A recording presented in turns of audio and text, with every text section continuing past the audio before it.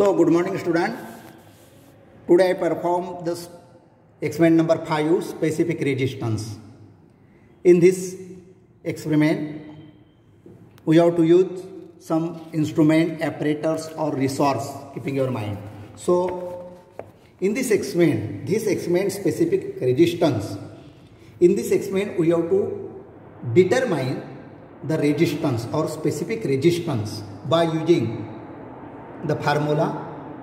That name of this formula is Ohm's law, and previous experiment Ohm's law and this experiment specific resistance is nearly same.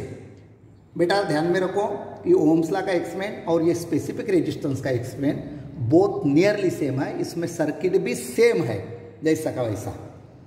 उसमें power supply use हो रहा है. So this is the power supply and range of power supply already you have to known. Then this is the voltmeter, ammeter. Metal wire is important in this experiment, keeping your mind.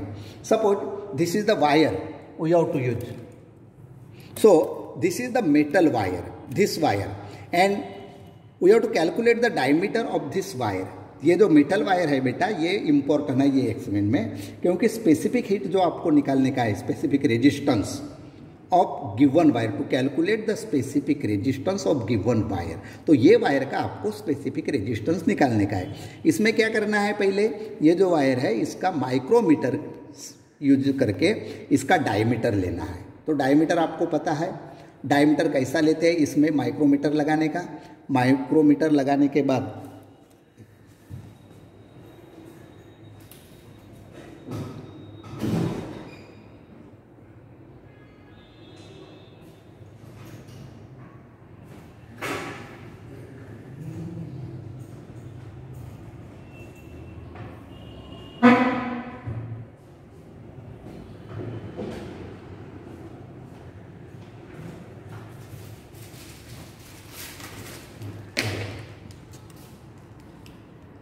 Listen here student, ये जो metal wire है इसका आपको diameter निकालने का है, और this is the micrometer, keeping your mind.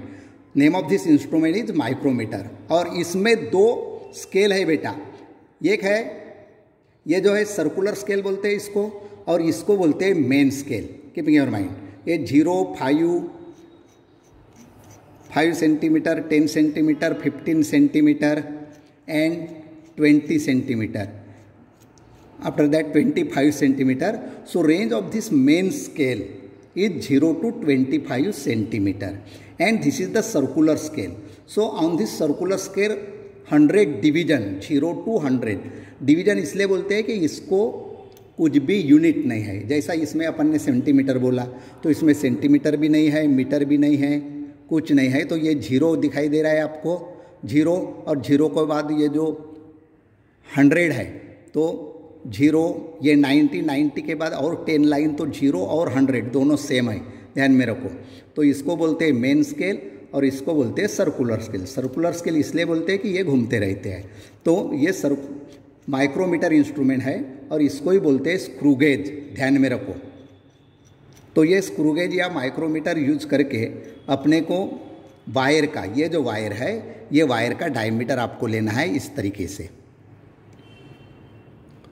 तो अभी मान के चलते हैं कि इसका डायमीटर 0.1 है और इसमें 0 का लाइन और ये लाइन जो मैच हो रहा है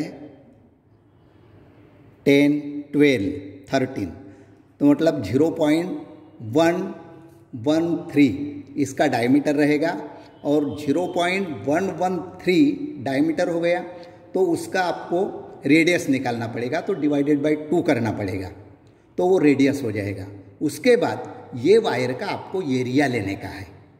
तो एरिया कैसा, एरिया ये राउंडेड है, सर्कुलर वायर है, इसलिए इसका एरिया का फार्मूला यूज करेंगे πr², और ये आपको पता है. तो πr² में पाई का वैल्यू हो गया 22/7 इंटू आर का वैल्यू हो जाएगा, जैसा 113 आया तो 0.6, suppose you have to consider 0.06 ये हो जाएगा, उसका रेडियस हो जाएगा सेंटीमीटर, 0.06 सेंटीमीटर रेडियस. और πr² 3.14 या 22/7 भी ले सकते हैं आप. तो 3/14 इंटू 0.06 इंटू 0.06 करोगे तो आपको एरिया ऑफ द वायर मिलेगा। और ये इम्पोर्टेंट है, ये एक्सपेरिमेंट में ओम्स लॉ का फार्मूला यूज करना है, लेकिन ये एक्सपेरिमेंट में खाली इसका एरिया इम्पोर्टेंट है बेटा, ये ध्यान में रखना है आपको। बाकी सर्किट डायग्राम सेम है, उसके बाद एपरेटस, इंस्ट्रूमेंट, रिसोर्स ये भी सब सेम है। ये पावर सप्लाई है, इसको बैटरी बोलते हैं, आपको मैंने पहले ही बताया है। ये वोल्ट मीटर है, एमीटर है, ये अननोन रेजिस्टेंस है, टैप की है और रियोस्टेट है। रियोस्टेट का भी फंक्शन आपको पता है, करंट इंक्रीज और डिक्रीज करने का काम करता है। वोल्ट मीटर अपन वोल्टेज शो कर सकता है, ये वोल्टेज अपन इससे देखते हैं, या एमीटर से करंट कितना अप्लाई हुआ वो अपन देख सकते हैं। वोल्ट मीटर और एमीटर के जगह पे अपन मल्टीमीटर भी यूज कर सकते हैं, ये ध्यान में रखना है आपको। उसके बाद जैसा ऑब्जर्वेशन टेबल है, ये आपने सर्किट किया, circuit as shown, circuit diagram देख के आपको सर्किट बनाने का है।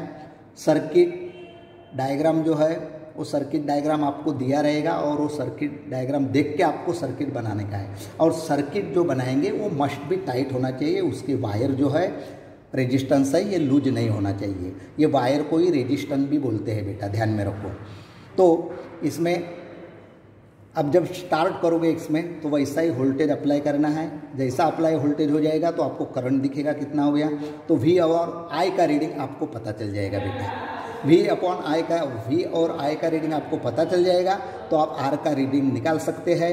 और R का रीडिंग निकलेगा तो आपको स्पेसिफिक रेजिस्टेंस का भी रीडिंग निकाल सकते हैं, क्योंकि आपको स्पेसिफिक रेजिस्टेंस का फार्मूला पता है, rho equal to RA/L। Keeping your mind, formula क्या है,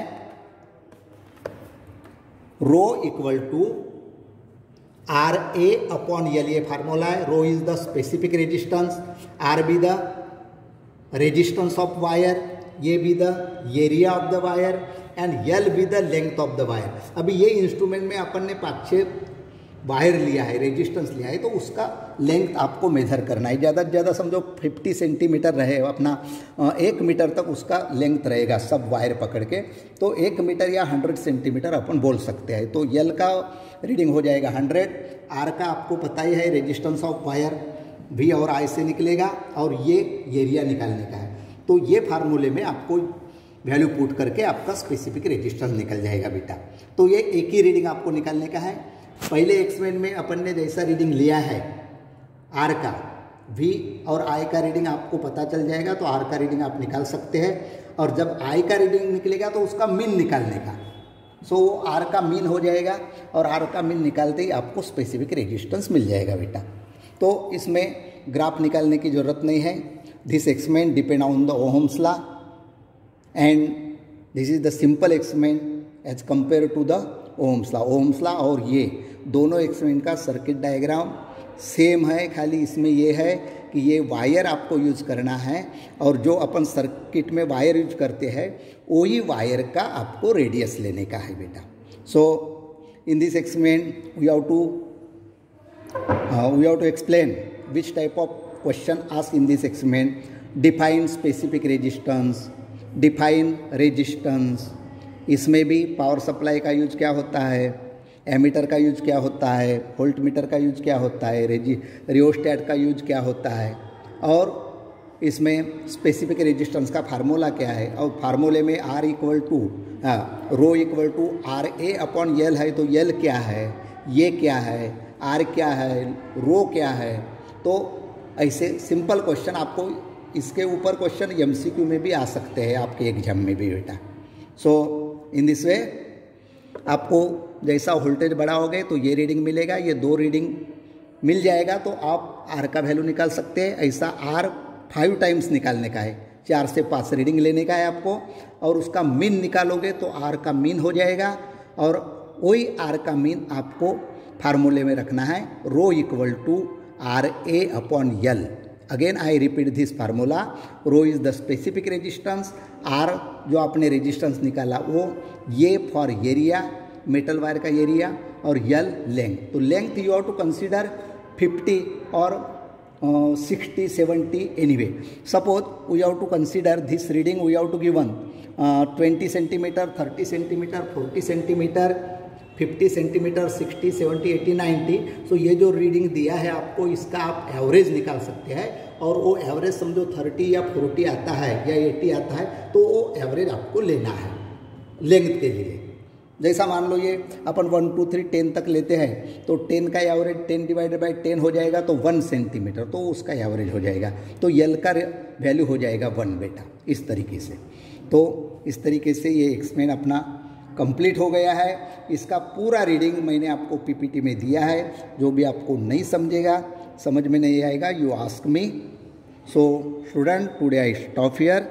थैंक यू वेरी मच।